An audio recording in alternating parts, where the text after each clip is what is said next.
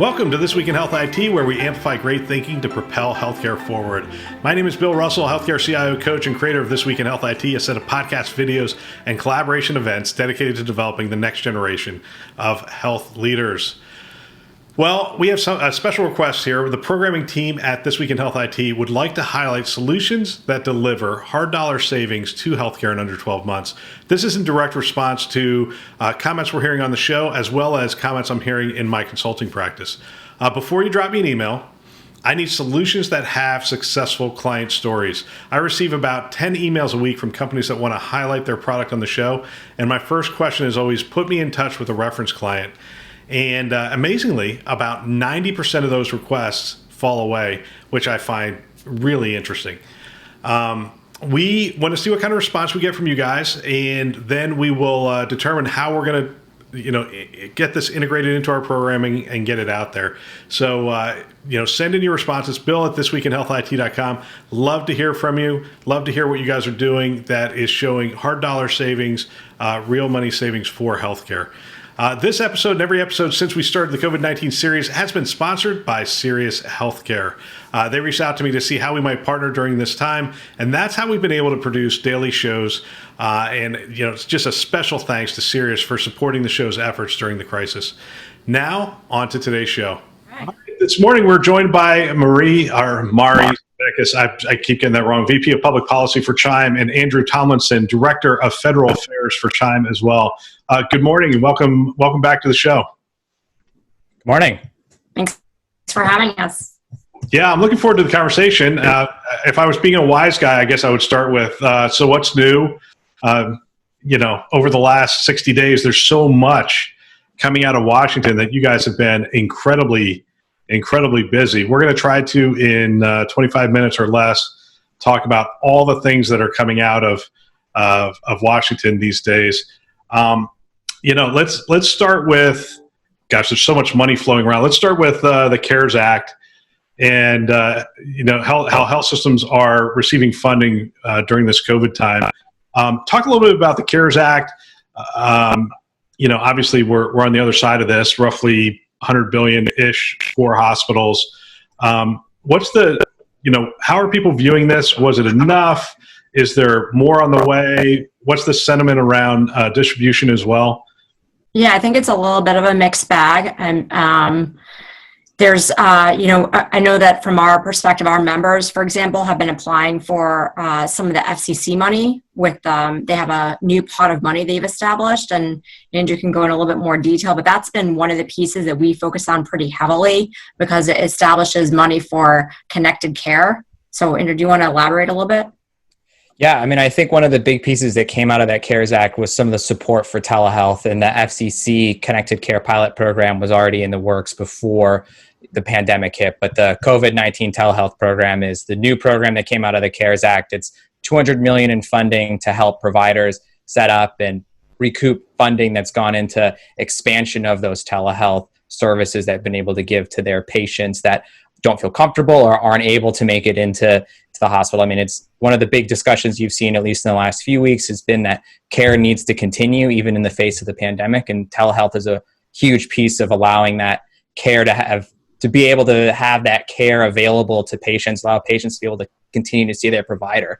So they've just announced their 7th round of funding. About $50 million has been earmarked so far. The program remains open throughout the rest of the public health emergency.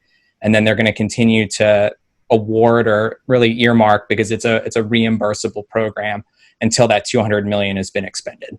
Yeah, so we talked a bunch about this on the show. $200 million is available. It's really wide open. It's about the broadest thing I've ever seen in terms of what you can get funded, as long as it's providing care in some way through a digital means.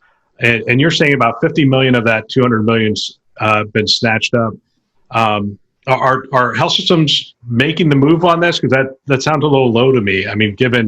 Given how broad it is and how much money is available. There's been some discussion on the Hill. The chairman, Ajit Pai, testified last week. There was a discussion about how little has actually been invoiced. The way that the program functions is that the providers submit a list of what they want to have reimbursed underneath the program. The FCC approves whatever parts of that plan from them they're going to be able to cover, and then they provide a certified invoice back to the FCC. It sounds like a low amount of funding, but I think the key is that, we're only partway through this pandemic, and the hotspots seem to continue to shift. I know that was a concern up front, is this program going to be viable for potentially another fall resurgence or different areas that need to have wider access to telehealth? So yeah, it is a low amount of funding, but we haven't heard from any of our members or anybody that we've talked to that there's ever been anything other than the ability to implement their telehealth systems. There may be a lag in the approval process that they're still waiting on, but none of them have seemed to indicate that's been an inhibition for them. So the CARES Act might be old news. What are we looking for? We saw the HEROES Act got put forward, and that from different sides looking at this, that might be DOA. But what's next? What is the next conversation we're going to have around potentially more funding being made available to hospitals and health systems? Yeah, I think that there is going to be a discussion about the PPP. There's not at all consensus right now with lawmakers on the Hill. And so I think that they're pretty far apart right now. I don't think we're going to see any movement really until the end of June. So they're in their respective camps. It's become fairly partisan. But I think the PPP will have to be addressed again, as well as some other pieces.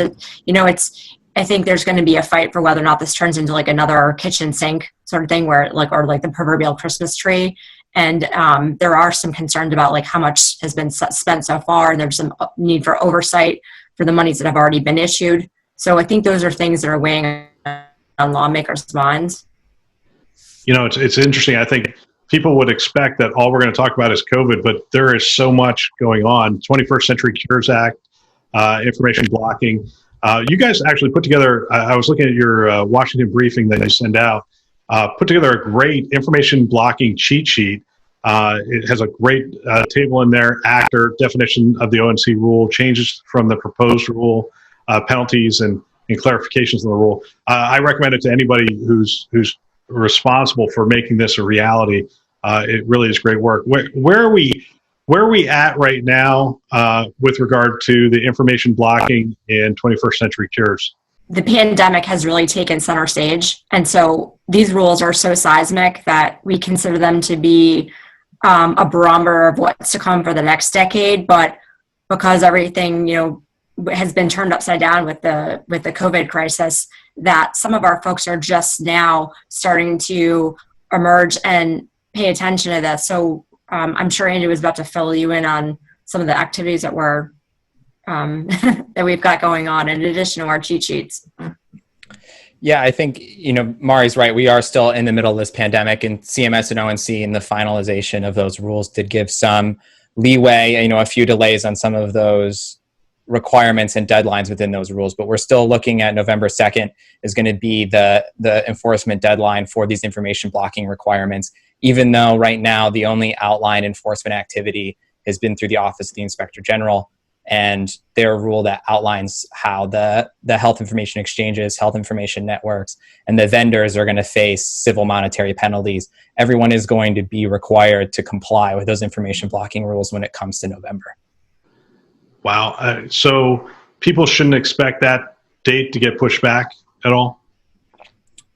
We haven't heard anything. I'm always hesitant to say never, but there hasn't been any indications at this point, and that is what's within the rules. So that would require changes to the final rule itself to be able to extend that deadline out. So it's interesting. Everything sort of has been turned on its head, as it should be, to address the pandemic. But some of this stuff is still moving forward. We're still having conversations around 21st Century Cures, inpatient prospective payment system, cybersecurity is also being talked about. What unique patient identifier still front and center. When something like this, give people a perspective of what it's like in Washington at this point, with all those other initiatives that were sort of had momentum, had a lot of work going on. Do they really take a significant back burner, or do they continue sort of without the spotlight that they would normally get given the pandemic? I think it's a little bit of both. I mean, COVID has been fairly distracting, and I think it also depends on which member you are. Some of our members are experiencing layoffs and furloughs, which obviously means that there's fewer people to do the same amount of work. It's not as if, the information blocking policies or the cyber criminals are, taking a break. They're not. So this all has to move forward. I think, the healthcare system can only absorb so much change at once. So as you said, we're just starting to emerge and start educating our members on information blocking after several months of usually we would have done this much sooner. And in fact, Andrew held an excellent webinar yesterday. And for those of you who missed it, we're happy to, get folks the link with ONC. And we're going to do a 4-part series in June. So right around the corner, that's going to break down each information blocking exception in quite a detailed manner. And it will be accompanied by, we have a 25-page summary for those. We tried to break it down in as much of plain English as possible. So we're going to have to start rolling this out. But back to your original question, I think it depends on who you are and what situation you're in. You might be peaking right now, in which case it's all hands on deck, right?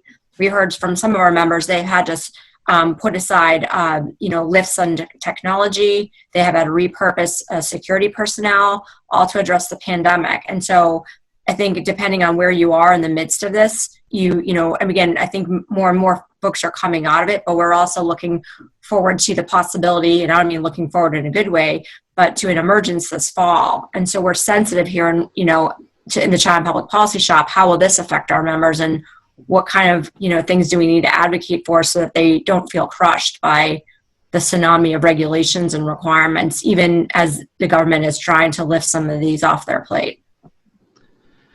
Yeah, it's interesting. We've been dropping an episode a day, talking to a lot of different health systems, and one of the recurring themes is we've gone from from one crisis to another. We've gone from a pandemic to really a financial crisis for a bunch of health systems in healthcare, and we've heard about the furloughs.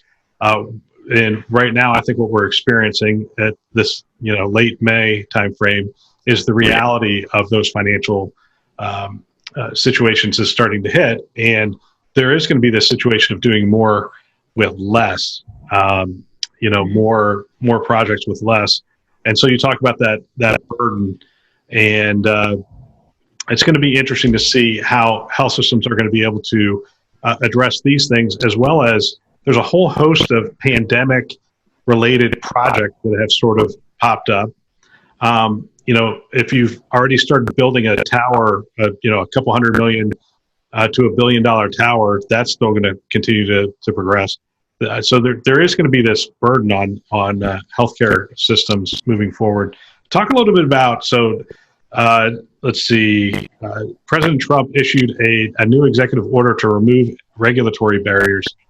Can you talk about that a little bit? What is that about? The executive order in itself is aimed at economic recovery, right? We've just talked about some of the economic barriers to success that providers are going to be facing, especially coming to the fall when they're going to be seeing an influx of patients that are going to be able and comfortable and willing to come back to the space. And the executive order itself, while not specifically aimed at telehealth, has been mentioned specifically as one of those regulatory barriers that could be removed, is supposed to help these providers continue to have viable revenue streams ultimately as the country continues to move throughout the pandemic. So, all of the CMS flexibilities that have been announced to date, with a few exceptions here and there, are all grounded in the understanding that they continue through the length of the public health emergency. So this executive order, it directs Secretary Azar at HHS to look at what different flexibilities they've provided, a majority of those being telehealth, and seeing which ones should stay and continue throughout. Both of the CMS interim final rules are, one of them closes for comment, I think, on the 1st of June, and the other one a little bit later. They're already looking to find out what things people and providers and groups like ours are looking at and think should remain in place. But this executive order opens up another avenue for them to continue, whether it's beyond the public health emergency or, into the future as a permanent new program. So it doesn't necessarily guarantee anything happens immediately, but it does continue the press and the push to understand that some of these flexibilities that came about very quickly are good in the long haul, not just during a public health emergency. So this week in Health IT, we're going to be talking to health IT professionals across the board. How do they get their voice heard through CHIME? So glad you asked that question. There's so many different ways. We actually put on pause our weekly debrief until I think about 2 weeks ago. We had put a pause on it, just acknowledging that our members were very busy and we didn't want to overload their inboxes, but we're back to publishing our debrief, and it comes out now every Tuesday. And one of the ways that you can get involved is just respond to us and let us know if you want to get engaged in a work group. And one of the work groups we actually have underway, and we still would welcome to hear from any member, and we're always open to doing one-on-one phone calls, is we're doing a work group on virtual care. And so we're trying to understand, get a pulse check on what it is that folks could maybe live without and what must they live with moving forward. Acknowledging, and I think some people don't totally understand that that analogy about putting the toothpaste back in the tube. It's not the best analogy, but once the waiver is gone, which is tied to the public health emergency, then it actually does dry up. And so this is, in a lot of ways, this is a congressional play. There may be some limited flexibilities that HHS could unearth, and we certainly hope that they do that, especially in light of what Andrew just discussed around the executive order. But we're trying to go through, and Andrew wrote a great letter to CMS responding to the rules that they published on COVID that address virtual care. And picking apart, there's very discrete policies in there that touch different provider groups around virtual care. And so we need to go through those, like the audio piece, right? The payment parity. So we'd love to hear from our members about what they think. And I don't know if Andrew wants to add to that.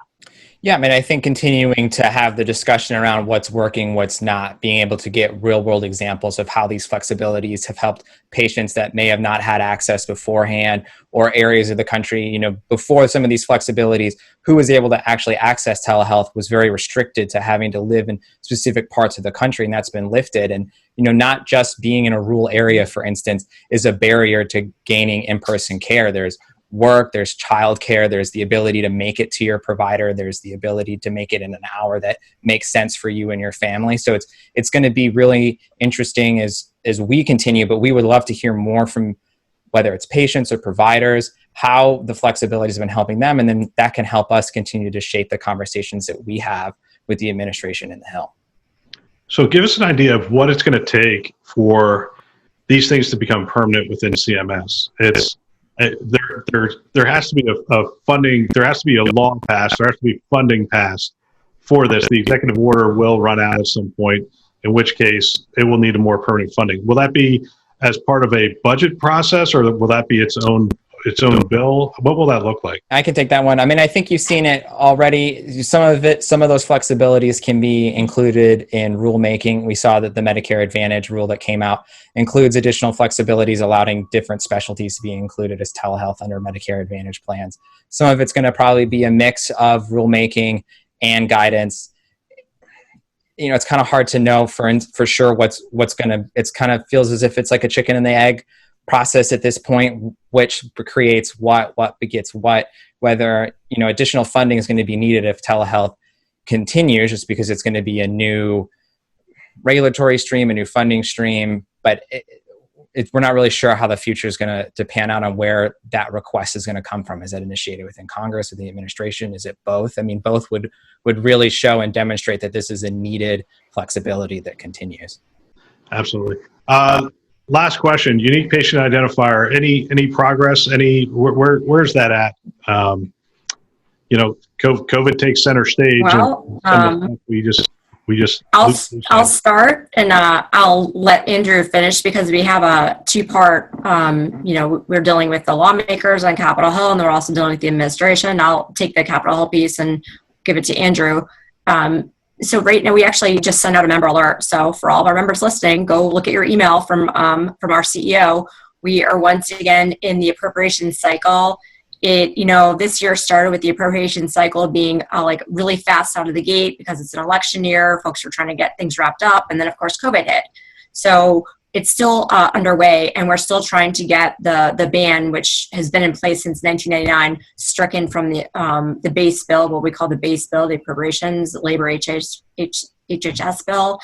And so that effort is still underway, and we're sending a letter to lawmakers on this, and we're hoping for as many folks to sign on as possible to show a tour de force. So that's one thing that we continue to repeatedly go after, and it's very hard, and it doesn't necessarily have to be replaced with a number.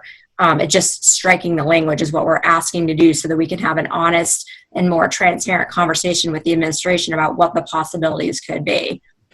And from the federal side of things, part of while that ban is still in place, last year there was the language included in there for ONC to do a report looking at patient matching and patient identity as it relates to how it exists current day and any potential recommendations. And so on Monday, part of that process will be public. There'll be a working session held by ONC in which our own CEO, Russ Ranzel, will be speaking, talking about the importance of a unique patient identifier and how that can help really strengthen the health system that we have and help keep patients safe as they're navigating their way through what is healthcare that they need to access. So that's available on Monday, and there's links available on public on the healthit.gov for anybody that wants to be able to listen in. But it's going to be a key piece of the conversation that moves forward and what ONC is going to end up recommending and discussing with Congress within its report. I was just going to add that, in addition to our CEO, who's going to be on, as well as one of our members, Chuck Christian, Representative Bill Foster, who sponsored the amendment to strike the ban on the House side last year, is also going to be making some remarks as well. So hopefully folks will tune in for that. So thanks very much. Sorry, get that in. Yeah, no, absolutely. Looking forward to that. Hey, thank you very much for your time today. And for the update. There's so much going on. It's really kind of amazing at this point. And if people haven't listened to the live session, we recorded a live session on telehealth. That's available on YouTube. You guys can listen to that as well. Thanks again for coming on. I appreciate you too and all the work that you guys are doing. That's all for this week. Special thanks to our sponsors, VMware, Starbridge Advisors, Galen Healthcare, HealthLyrics, Sirius Healthcare, and ProTalent Advisors for choosing to invest in developing the next generation of health leaders. If you want to support the fastest growing podcast in the health IT space, most of you can say this now without me even finishing it. The best way to do that is to share it with a peer. Stop right now, send an email, tell somebody, hey, this is a great show. I'm getting a lot out of it. You're going to want to check out these interviews and conversations. The second best way you can do it is you can subscribe to our YouTube channel. We're putting an awful lot of new stuff out there, and it's exciting. The live show will only be available on the YouTube channel. It will not be dropped into the podcast channel. Some of you asked me to drop it in last time, but my team here internally wants me to stay focused on the strategy, and that is to have content that is specific to YouTube and to start to diversify our channels, if you will. So some of our content will only be available on YouTube. So get over there and subscribe so you know when it's available. Please check back often, as we're going to continue to drop shows on a daily basis through the end of June or until we get through this pandemic together. Thanks for listening. That's all for now.